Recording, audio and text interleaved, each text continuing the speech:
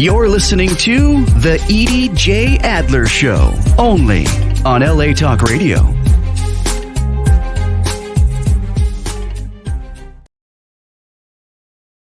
Shalom, amigos. I am EJ Adler. Thank you for tuning in to the EJ Adler Show.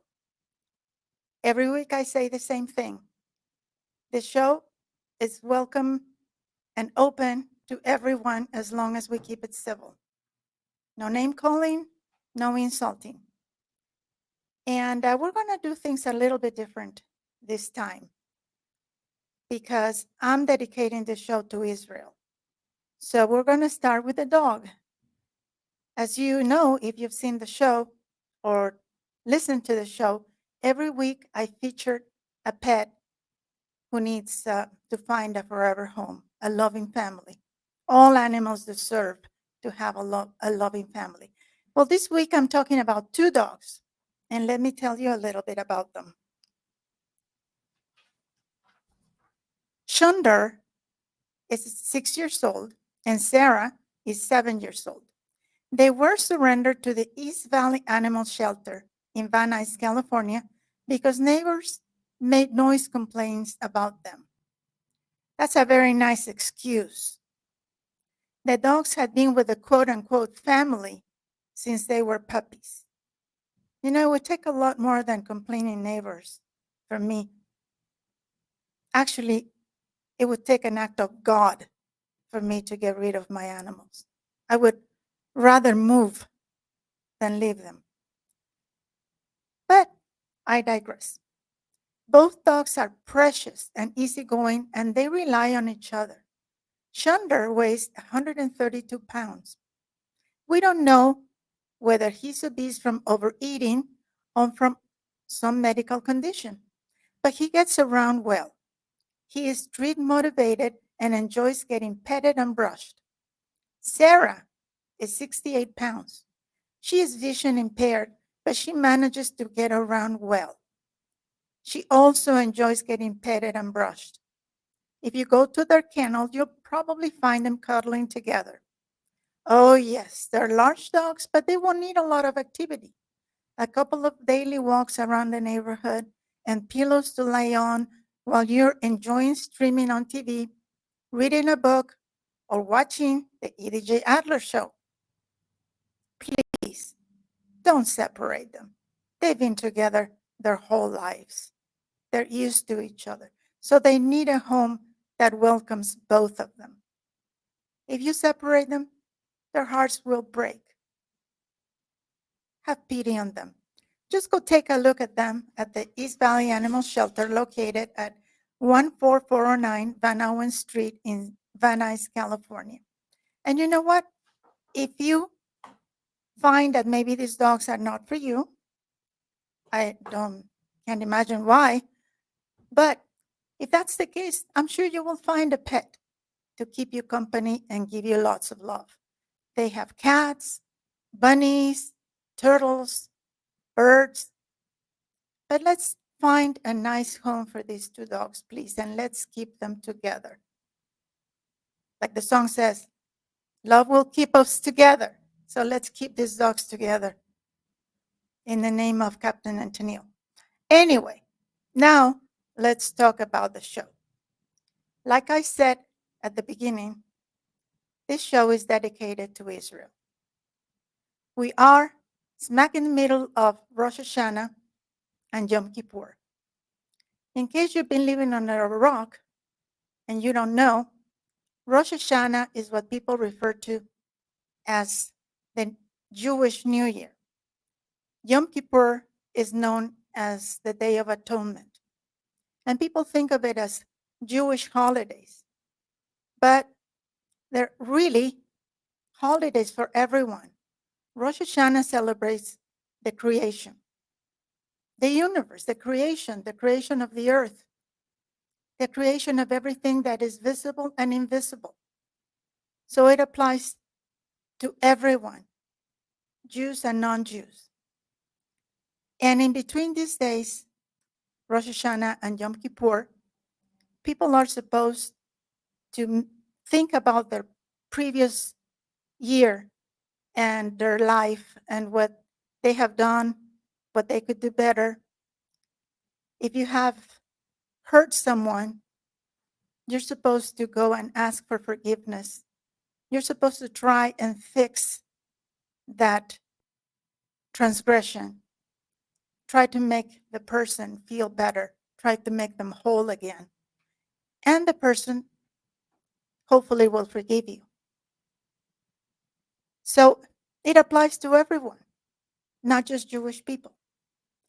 And also, we believe that God decides in this period of 10 days between Rosh Hashanah and Yom Kippur who gets written in the book of life and who gets to go to the other side and face the music.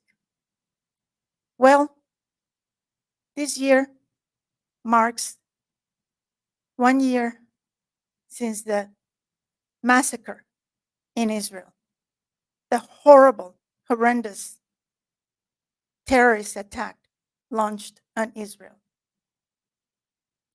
367 days since we have people being kidnapped, tortured, murdered. And there are still 101 hostages in captivity. Whether they're alive or not, their family, they deserve to come home. 12 Americans were taken. At least one American was murdered already. So this year, these days, the world has a lot to ask forgiveness for. I am grateful for the blessings that I get every day from God. I am grateful that I had the amazing parents that God gave me, the wonderful family, my brother, my sisters, nephews, nieces, cousins, uncles and aunts, my husband, my friends, every single animal that has come into my life. I am grateful for that. And I thank God every single day. But I am also very, very angry and disappointed at the world. You should be all of those people protesting and demonstrating against Israel, calling for the annihilation of every Jew, for the destruction of a tiny country called Israel. You should be down on your knees begging for forgiveness and asking God to open up your eyes and your heart to see the truth. Because the truth is that Israel is saving you. Don't you understand that Israel and the Jewish people are the only thing standing between you and the terrorists who want to murder you? Whether you're Jewish or not, to them, you're an infidel. If you're gay and you're demonstrating for Jews, against Jews, and calling for the liberation of Gaza from the river to the sea, why don't you try walking in Gaza, any Arab country, with your partner and see how long you last? They will throw you from a rooftop, but not before they torture you. Shame on you. Shame on you, world. Shame on you. In my wildest dreams, I never, ever, ever imagined that I would see the anti-Semitism in the world that I see now. When my parents decided to leave a very successful business in Mexico to move here, because my father loved this country. He loved Mexico too. And he loved Israel. And he still does, because love doesn't die. We moved here so that I would have a better life. I had a pretty good life in Mexico, by the way. I was still a little girl, but I had it pretty good. My father was successful, and I wanted for nothing. But the corruption that my dad saw made him think that this would be a better place. I'm sure his soul is aching, watching what's going on in the universities, in the colleges, in the schools, people calling for the destruction of Israel. Of all the world, of all the countries in the world, the one tiny little space that we have, we have always had. It's not about land, people. Wake up. They have been offered their own state 5 times. 5 times.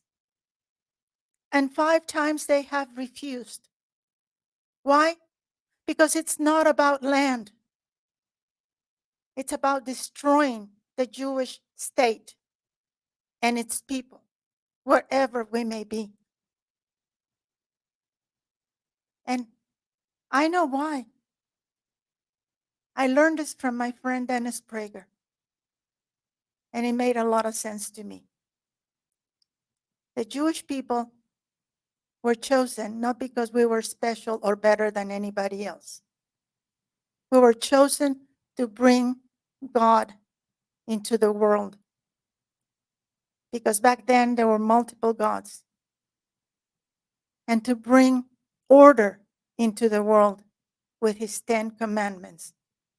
We brought rules. We brought a judge that will judge you, whether you're good or bad. And the world has never forgiven us for that. And you know what? I'm beginning to think that maybe we are a little bit better. Not all of us. But we don't want to kill people. It hurts our soul to be fighting a war. Our soldiers in Israel have to have counseling because they don't like to kill people. They go out of their way to protect innocent lives, unlike the beasts that came into our tiny little land on October 7th last year, murdering, torturing, mutilating babies, women, men, children, the elderly. They weren't happy just killing them. They had to torture and mutilate them and burn them alive. Yes, I am angry. I'm sad, deeply, deeply sad and angry at the world. And you know what? I am officially endorsing Donald Trump right now. Not that he needs my endorsement, but I'm voting for him. You know why? Because he's the best friend Israel has ever had as far as presidents go. And Mr. President Trump, if you ever get to see this, on behalf of my people, I apologize to you for treating you so poorly, for being so ungrateful to you, and calling you names that you do not deserve. Thank you, sir, for your support and your love of our land. And if you want to unfriend me on Facebook, if you want to not follow me anymore or turn away from this little show, go right ahead. If you're a hater of Israel, this is not the show for you. I have some statistics, not statistics, but historical dates that I want to share with you. Not that it makes any difference because people don't really care. But in 1600, before Christ, Abraham, Isaac, and Jacob, the forefathers of the Jewish people and bearers of the faith in the one and true God, settled in the land of Israel. In 1200 before Christ, Moses took us out of Egypt. In 1200 to 1100 before Christ, the tribes of Israel settled in the land of Israel. It was called Judea back then. In 1020 before Christ, the kingdom of Israel is established with Saul as the first king. In 1000 before Christ, Jerusalem becomes the capital of the kingdom of Israel under King David. Yes, you heard me right. 1000 before Christ, Jerusalem is the capital of Israel. In 960 before Christ, the first temple, the national and spiritual center of the people of Israel, is built in Jerusalem by King Solomon. 722 to 720 before Christ, the kingdom of Israel is located in the northern land of Israel and is conquered by Assyria. 10 tribes go into exile. I don't need to read you any more dates. You get the point. And guess what? They've been trying to kick us out of the land ever since. But I got news for you. God gave us that land. It's ours. And we're not going anywhere. I'm going to teach you a word in Hebrew. Lo. Lo means no. Lo. We're not leaving our land. Lo. We are not surrendering. Lo. We are not going anywhere. If you're Jewish, wake up. Whether you're secular, whether you identify as Jewish or not, if you have a Jewish name, they're coming for you. Raise your voice. Don't be afraid. Last Sunday, my husband and I attended a rally to support Israel. It was scorching hot in the middle of the San Fernando Valley. But we did. We went. We raised our voice because it's important. This is literally a battle between good and evil. So choose your side. Where do you want to be when God calls you to the other side? What do you have to explain to him? You better not have to explain why you turned your back on him and his people and his commandments. And now I would like to introduce you to my very, very special guest this week, Mr. Joseph Samuels. I am honored and blessed to know you and your beautiful wife, and I am extremely grateful that you accepted my invitation to be on this very special edition of the EJA Adler Show. He's a Holocaust survivor, so who best to tell you about the horrors that the Jewish people have endured since the beginning. Welcome to the EJA Adler Show. I'm honored to have you. Thank you so much, Edie, for the so clear introduction of how the Jewish people are facing and what could be and how we defend ourselves. Thank you again for being there. Thank you. I could never even come close to what you have done for our people throughout your life. And we'll talk about that a little bit later. But why don't you tell people about your experiences, your story, being a Holocaust survivor? So maybe some of them will open up their eyes and their heart and try to understand what we have been going through and people like you throughout history. And history is repeating itself, unfortunately. Tell us about your experience, please. Thank you so much again, Edie. Not too many people know about the the extent of pro-Nazis Holocaust, not only in Europe, but what happened to the Jews in the Arab land. Of course, I don't compare of what happened to us to the our brethren and sisters in that faced in the Holocaust, but we had our own share. I was born in Baghdad, Iraq in 1930. My Arabic name is Yusuf, and my mother tongue is Arabic. I was born in the old city, the Jewish quarter of the old city of Baghdad, where streets were narrow and twisted and unpaved. I had a happy childhood, and I was believing that Baghdad was my home and Iraq was my country. That dream was totally shattered when I was 10 years old.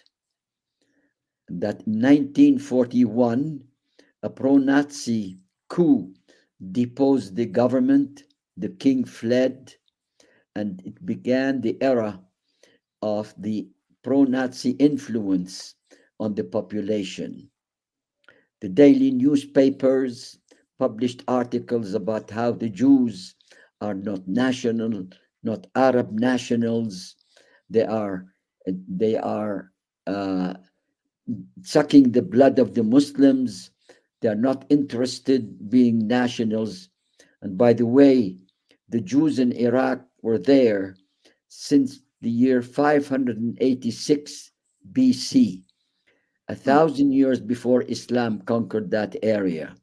We are the indigenous people who lived in Iraq. But that was nothing when the pro-Nazi coup in Baghdad happened.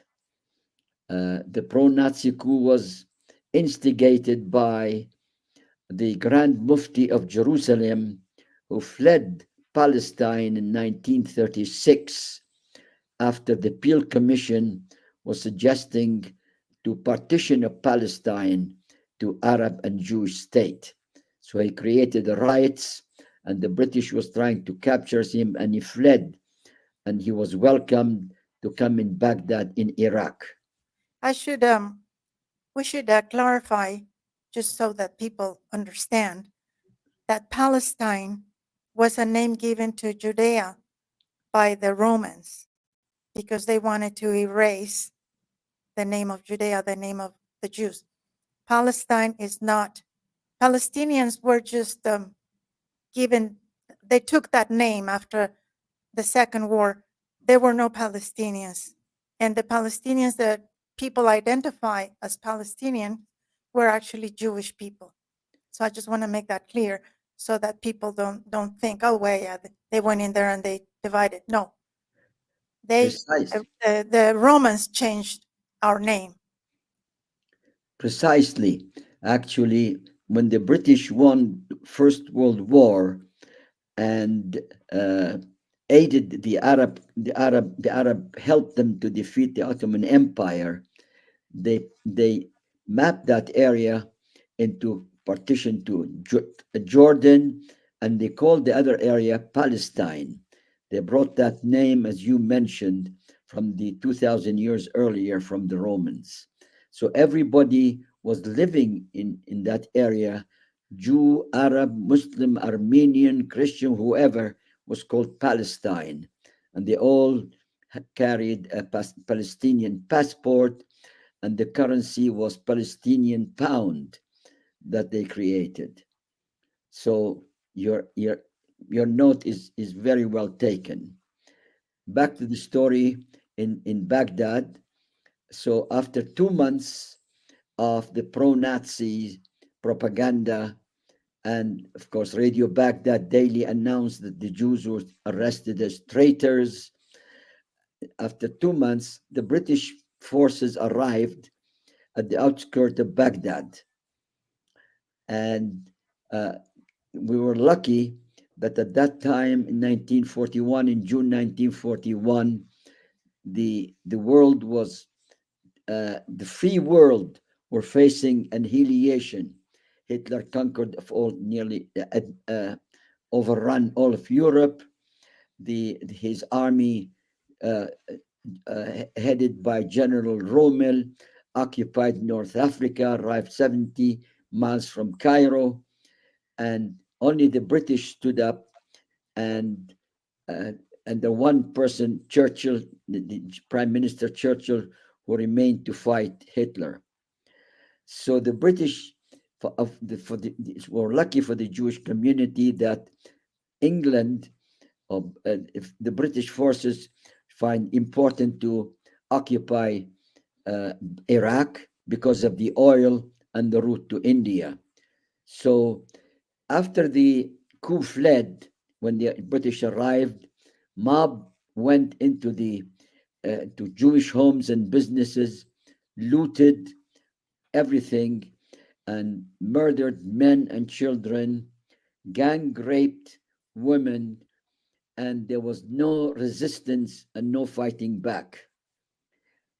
I was 10 years old and I was totally traumatized.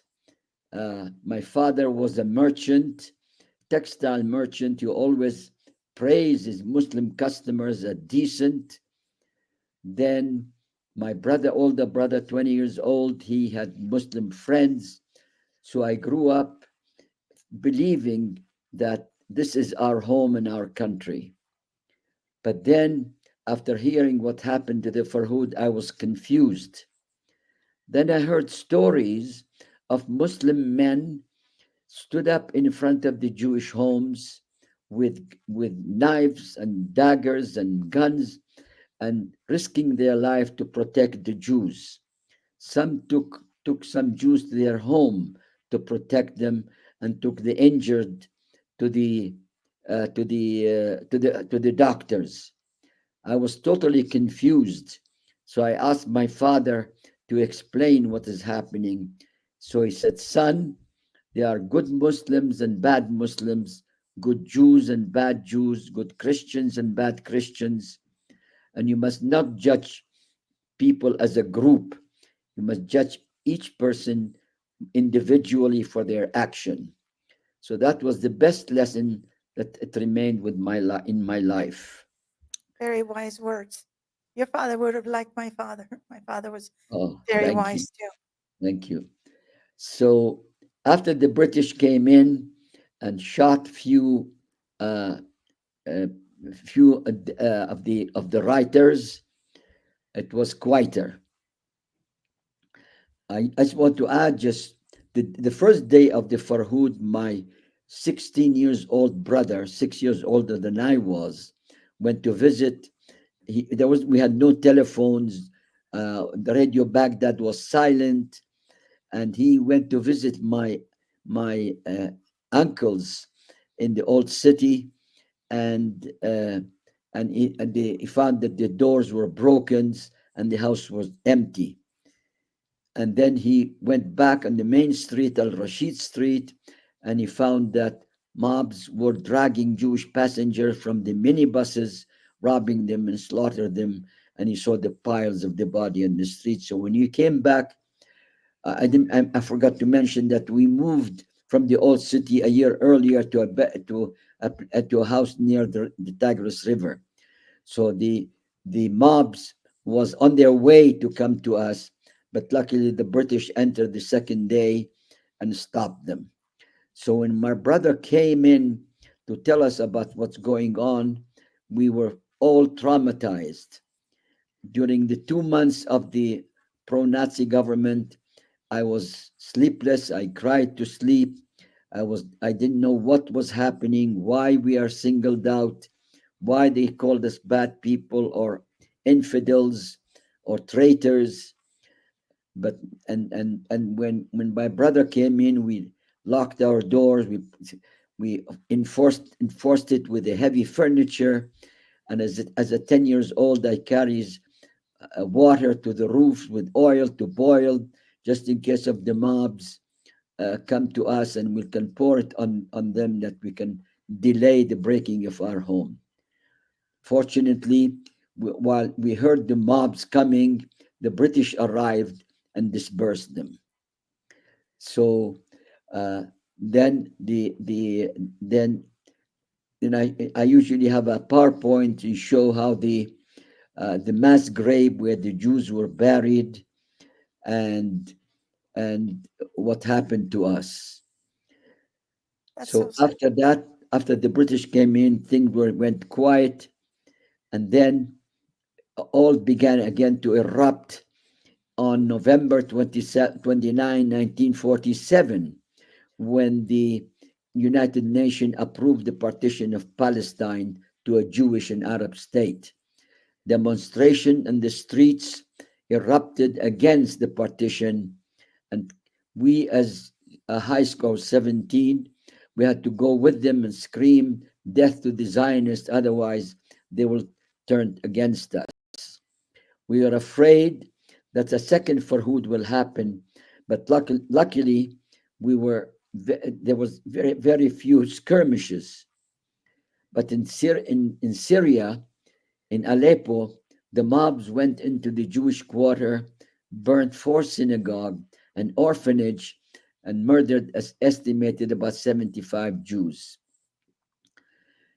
We were praying that the Arab, they will start, a Palestinian will start a new country and lived side by side to us.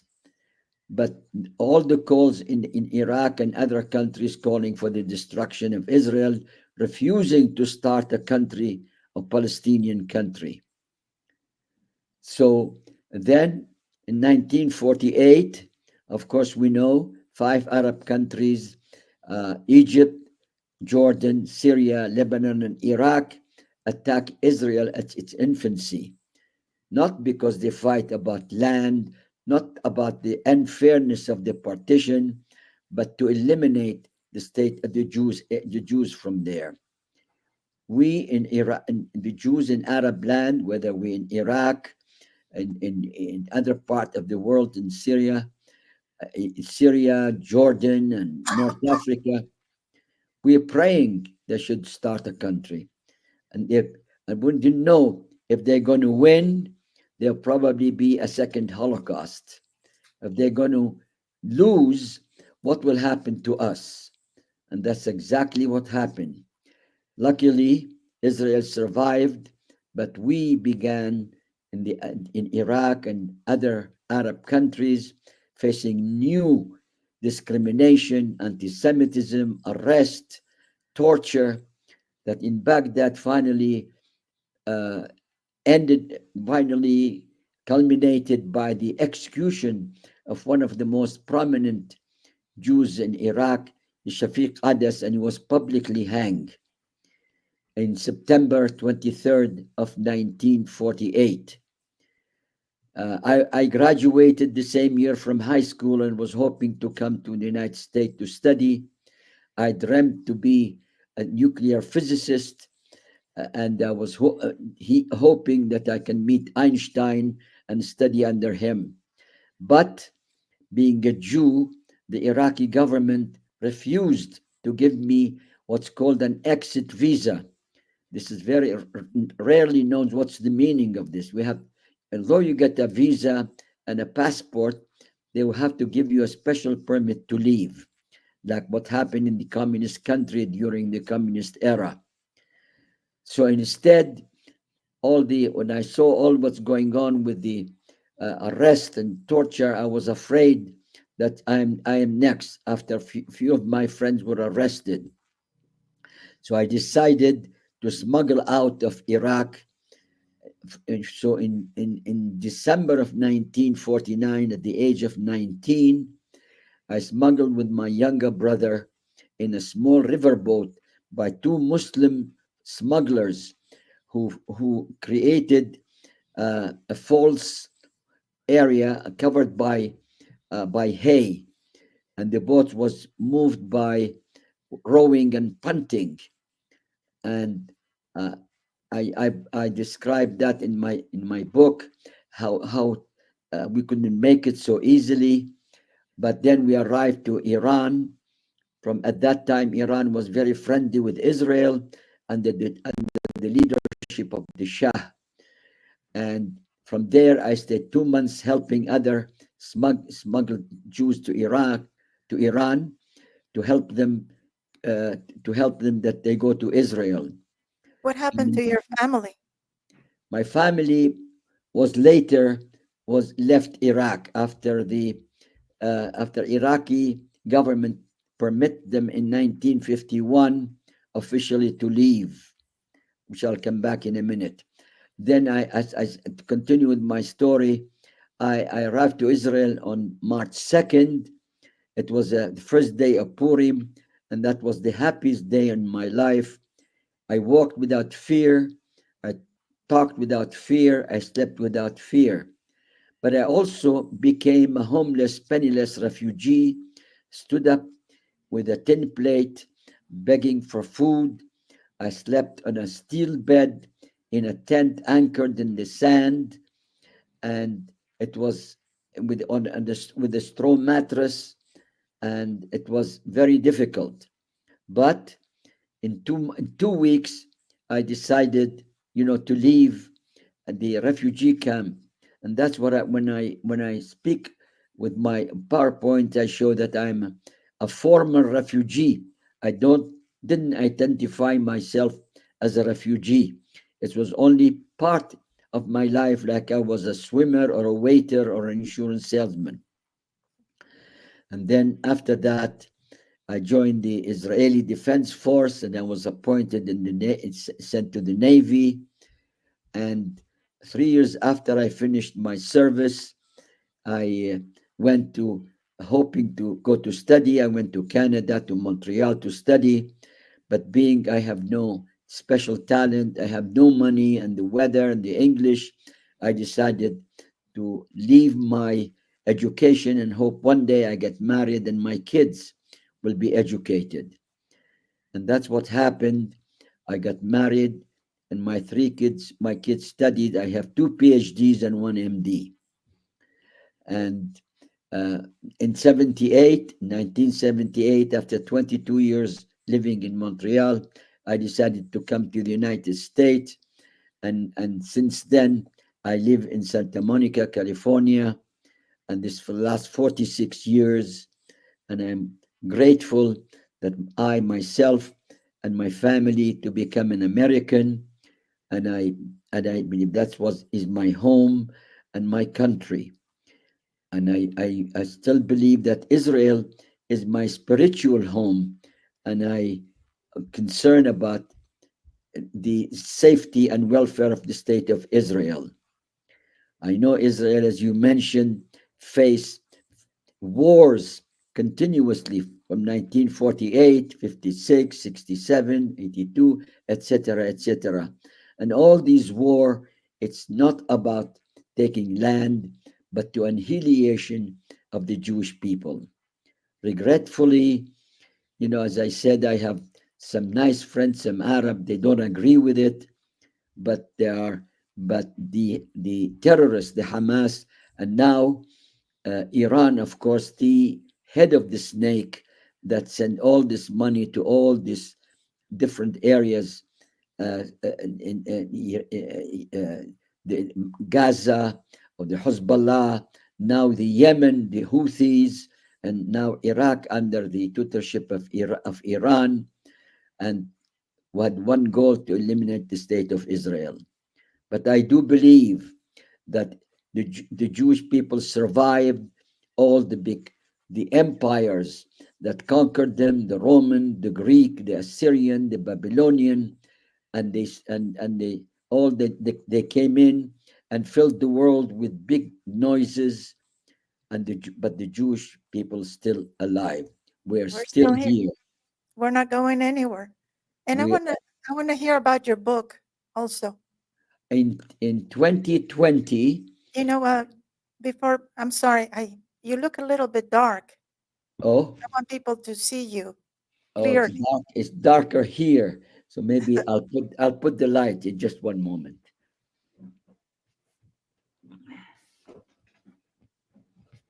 Oh, oh, God. I'm sorry for the interruption, but I just want everybody to be able to see him clearly. because what he's saying is very, very important, and the whole world should hear his story. But Thank you. Is that it's better? good to see him too. Much better. Thank you. I thank you. So I didn't talk or share my story for 5 decades with my anybody, including my own family. But in 2007, 2010, I began to join the memoir class at Santa Monica Emeritus, and when I wrote about my escape, I cried all the way, and those were tears of bittersweet tears that released the trauma that I faced. And I continue. And in 2020, at the age of 90, I published my book, Beyond the Rivers of Babylon, that available in Amazon on ebook and audio. And in 2021, I wrote an article commemorating the Farhud, the 80th anniversary of the Farhud in Iraq, and was published in the Wall Street Journal. And when the mobs came after the Jews of Baghdad. And in 2024, I translated my book to Arabic. It's called Wida'an li Bilad al-Rafidain, and was published in Iraq for the Arab world to read. And also in 2024, I completed a screenplay and hope one that will be made into a movie. That's amazing. That's awesome. How did you manage to get your book published in an Arab country? In How did Iraq. you? Yeah, thank you. Very good question. As I said, when I grew up, even in my teenager, I believed that they are good Muslims, and I had many good friends, and I still believe that. So when I wanted to translate the book, of course, my mother tongue is Arabic, but I didn't speak Arabic on a daily basis. So I need somebody to help me. So we find through the internet a translator, a Muslim in Iraq, that helped me to translate the book. Of course, when he translated, I edited and corrected back. It took us about 3 years to do that. So, and through him, I found a publisher, another friendly publisher in Baghdad, that published the book in Arabic, and he sent me a picture of the book. Wow. So this is briefly the story of my life, and I hope many people will will watch and listen how I became more resilient and hopeful in my life, and I didn't get stuck with being a refugee, Or a because victim. that is a sign of being a victim, full with hate and revenge, to try to to when I became a refugee, I had to answer one of two questions: who did it to me, or where do I go from here? If I answer who did it to me, I'll see myself as a victim, and again full of hate. But I answered the question, where do I go from here? And that's my story, and the story of nearly 1 million Jews who once lived in Arab land and Iran and other Muslim countries, that all they fled the persecution, anti Semitism, and they all became refugees. 600,000 of them went to Israel, and the rest was spread all over the world, in Europe, in America, and South America. But all had one way to look at life: where do I go from here? Like nearly the 140 million refugees during the 20th century, all of them found their home. You don't hear of them. Unfortunately, our brethren that I grew up with, some Arabs, they still feel refugees, and and they became terrorists under the leadership of Hamas and other leadership. Thank God for Israel um, uh, uh, killing Nasrallah, who people don't know how much the Iranian people celebrated the killing of Nasrallah and the other that Israel killed the other terrorists of Hamas, and they hope that this will be next to Khomeini. And I hope the Iranian people will stand up and stand up to this. They live in terrible situation in Iran with inflation of 45% and poverty. And one day I hope by soon they can uproot the leadership and there'll be peace in the world. I hope so. You are an example to everyone. It would be so easy for you to be bitter, to be angry, to shut yourself off to the world. And instead, you choose life like we're instructed to do. Choose life. And you've done that. And you're an example. I'm amazed every time I talk to you. I'm amazed at how wonderful a person you are, even though you went through so much. You show gratitude and you show forgiveness. And that's not easy to do, especially when you've gone through so much pain and heartache as you have. And I'm proud of you, and I'm grateful that my husband and I know you and know your beautiful wife. She's awesome, by the way. She's so beautiful. I want to be like her when I grow up. This December, I'll be celebrating my 94th birthday. And not only that, but I am in a situation that I'm the best I ever dreamt in my life. I have everything more than I hoped and dreamed and dreamt. I have the three, my beautiful three children and five grandchildren. They all shower us with love. And that's where I am right now in Idlewild with my daughter's home with my wife, and my son came from Vancouver to visit us. So we are Yeah. so blessed, looking for the future with hope and resiliency, facing the unpredictable events in life that everybody faces, and learn how to face it and look up to the future. See, where can I go from here? That is the answer of a good life. And thank you. Go ahead. Tell us again the name of your book. Beyond the Rivers of Babylon. It's Available available on Amazon. Amazon on ebook and audio. I Beyond the hope Rivers, Joseph beyond Samuels. beyond the rivers of Jordan, No, Beyond the Rivers of Babylon. Babylon. I'm sorry. I That's don't where know I how to grew say up, Jordan. called Babylon. Yeah. Babylon. Yes, I hope people buy it. You have to read this, people. Please buy it, borrow it, give it as a gift, but please read it. You need to hear the story. You need to get all the details so that you understand why we have to have Israel. Without Israel, the Jewish people are doomed. We would have nowhere to go. We would have no one to stand up for us.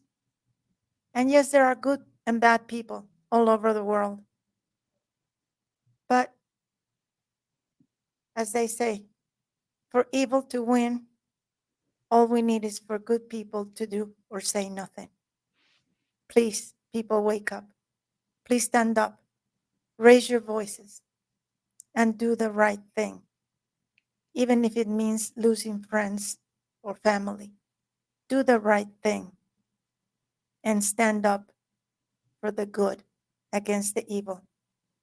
I want to thank you so much for sharing your story with us and for being my very, very special guest on this special edition of the EDJ Adler Show. Thank you so much. Thank you, May God Edie. bless you and inscribe you and your beautiful wife, in the book of life for a year of goodness, sweetness, health, and happiness. Thank you, Edie. I'm honored for you inviting me, and it's my pleasure and duty to share my story. Thank you so much. And my friends, once again, thank you for tuning in to the EJ Adler Show. I'll see you next week, God willing. And remember to always, always be grateful. I'm EJ Adler.